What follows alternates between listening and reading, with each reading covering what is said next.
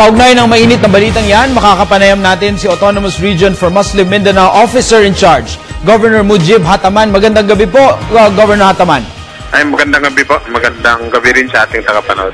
Governor Hataman, unang katanungan po, ano po ang improvement na dadalhin nitong Bangsamoro over the ARMM? Ano pong diferensya o pagkakaiba? Pakiulit ang tanong. Ano, maingay ho eh.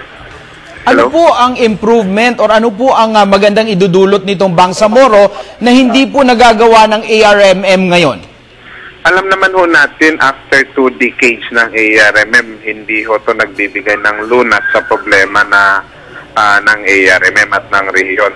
Kaya kailangan magkaroon tayo ng bagong solusyon. At tiyak na tiyak ho, ang immediate masusolusyonan dito ay yung pag-address ng kaguluhan. Dahil ang MILF bilang isang malaking puwersa dyan sa rehiyon ay makikipagkasundo na ho sa pamahalaan sa pamamagitan ng pagkakaroon ng new political entity at kung tawagin nila ay Bangsamoro.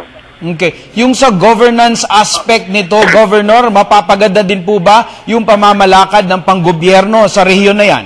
Actually, yan yung inaasahan natin.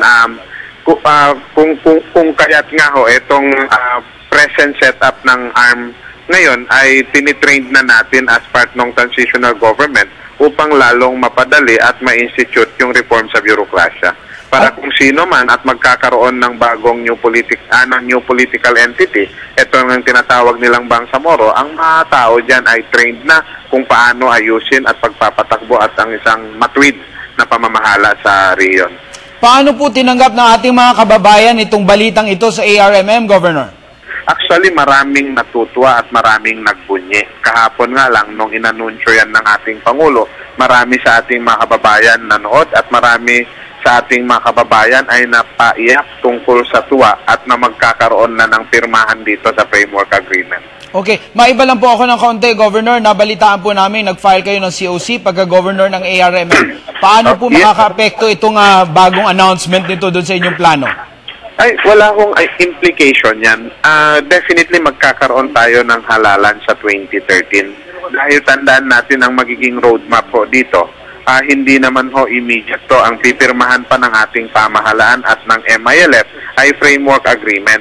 Habang wala pa yung bagong istruktura ng new political entity, ay mananatili pa rin ang ARMM. Mawawala lang ang ARMM una kung magkakaroon na ng batas. Pero bago magkakaroon ng batas, magkakaroon ng isang komisyon upang mag-draft ng basic law na binubuo ayon sa framework agreement ng 15 katao. At sila ang magdadraft ng basic law para sa Bangsamoro at isumitiyan sa Kongreso, gawing batas ng ating mga mambabatas, tapos idadaan sa plebisito. At doon pa tayo magkakaroon ng panibagong istruktura. Governor, bilang OIC Governor ng ARMM sa mga darating na buwan, ano po ang aasahan ng ating mga taong bayan gagawin ninyo para maihanda po ang rehiyon sa mga pagbabago? Well, unang-una tulad nung bilin ng ating Pangulo nang tayo'y nilagay dyan upang mag-institute ng mga reforma at pagbabago sa birokrasya at sa mga pamamahala. Pangalawa, upang magkaroon ng isang mabilisang serbisyo na kapakipakinabang sa ating mga kababayan. At ngayon ho, kung after election ang gagawin pa rin natin, i-ensure ang mga programa na to at kung mabuo na ang istruktura ng new political entity kung tawagin nilang Bangsamoro, tiyak natin ho, maayos na ang istruktura, maayos na ang ARMM at magkakaroon ng smooth transition towards a new political entity. Umaasa po ang buong bansa sa inyong mga nabanggit, Governor. Maraming salamat, Governor Mujib Hataman, OIC Governor of the ARMM.